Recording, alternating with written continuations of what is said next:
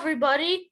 In the last video, we read The Lost Egg, and in this video, we're going to read Tyrone, the Big Bad Bully by Hans Wilhelm. Let's get into the story. Being a dinosaur kid was not easy for Boland. Although he had lots of friends, he also had one big, nasty enemy. That was Tyrone. Tyrone the Horrible, as he was called.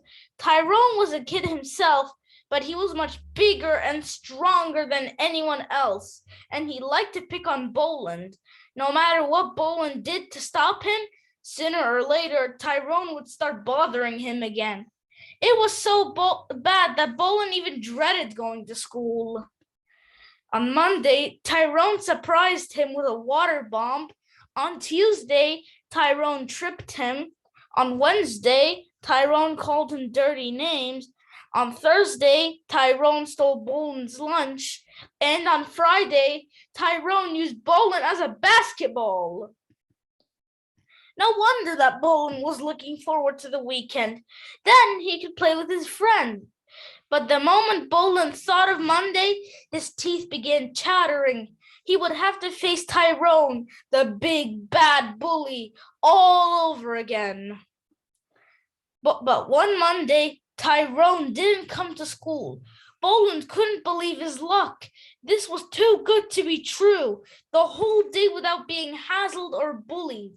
But the next morning, Tyrone wasn't there either. So the teacher asked Boland to take some math books to Tyrone so that he could get ready for the next test. "Me?" cried Boland. "Why me?" "Because you live closest to him," said the teacher. Boland was horrified. He was so scared that he asked Stella to join him. "Oh, no," she said. "Tyrone lives with a mean, creepy old uncle who yells all the time. I don't want to go near him." His friend Stego didn't want to come either. "Sorry," said Stego, "but I really think you should ask somebody much stronger than me. It's a scary place where he lives." Boland went to Terry, but when Terry heard what Boland wanted him to do, he started shaking and said that he was too busy to come along. Finally, Boland thought of asking his parents, but they hadn't come home yet, so he knew he had to go alone. Boland's heart was beating very loudly as he walked through the swamp forest. Then he saw Tyrone's house, and he heard awful noises coming from inside. It sounded like a terrible fight. There were shouts and crashes. Boland was so scared that he felt like running back, but he thought he dropped the books on the doorstep first. He heard a deep, raspy, angry voice. "You slimy, stupid lizard head!" But it wasn't Tyrone shouting. This voice was much older and louder. And then Boland heard, "I'm going to get you, you double dirty, rotten cheater. If you think that I've been tough so far, you wait. You'll see who was the boss around here." Boland heard a door slamming and being bolted. Then there were the sounds of heavy footsteps going up the stairs. Then there was silence, but from somewhere came a faint sniffling. Boland sneaked around the side of the house and peeked through the cellar window. He saw someone inside the cellar. It was Tyrone. He was sitting hunched over on the cellar floor. He looked much smaller. "Are you all right?" Boland whispered. "Of course," said Tyrone. "Why are you snooping around here?" "I just came to bring you some books," said Boland. "Should I slip them through the window?" "No, I'm getting out of here," said Tyrone. "Climb through the living room window and unbolt the cellar door." Have you been crying?" asked Boland. "Nonsense! Quick, open the door." Boland hesitated, but then he took a deep breath and looked up to the window. He made sure that nobody was in the room, and then he squeezed himself through the narrow opening. Boland tiptoed across the room. He stepped over broken furniture and dishes.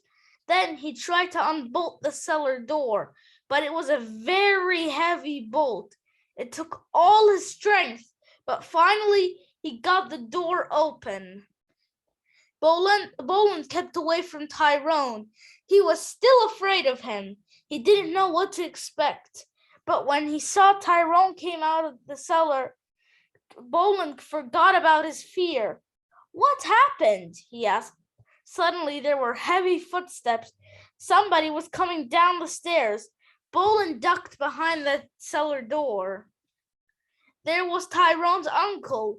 He was an old and very nasty-looking Tyrannosaurus Rex. "How did you get out?" cried the uncle and grabbed Tyrone's arm. Boland took this moment to run to the front door, where he turned the key and opened the door as fast as he could. "Leave him alone!" cried Boland in a very loud voice that he never knew he had. "Come on, Tyrone, let's get out of here quick!" The uncle was so surprised that he let go of Tyrone's arm. Tyrone bolted through the open door. The two ran through the thick swamp forest, leaving the screaming uncle behind. They ran for quite a while before they slowed down.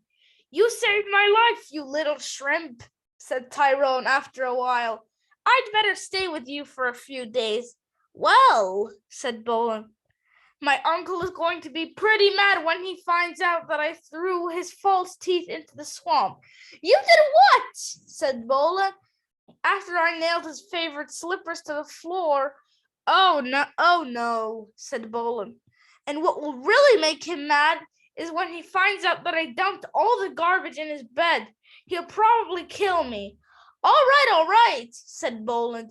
"I'll ask my folks if you can stay, but only if you promise to behave." Boland told his parents what happened to Tyrone. His father immediately called all the other dinosaurs, and together they discussed what to do. In the meantime, Boland's mother patched Tyrone up with lots of love and Band-Aid. She did it so well. In no time, Tyrone was his old self again. Okay, guys, that was the end of the story. I hope you like it, and I'll see you in the next one. Bye!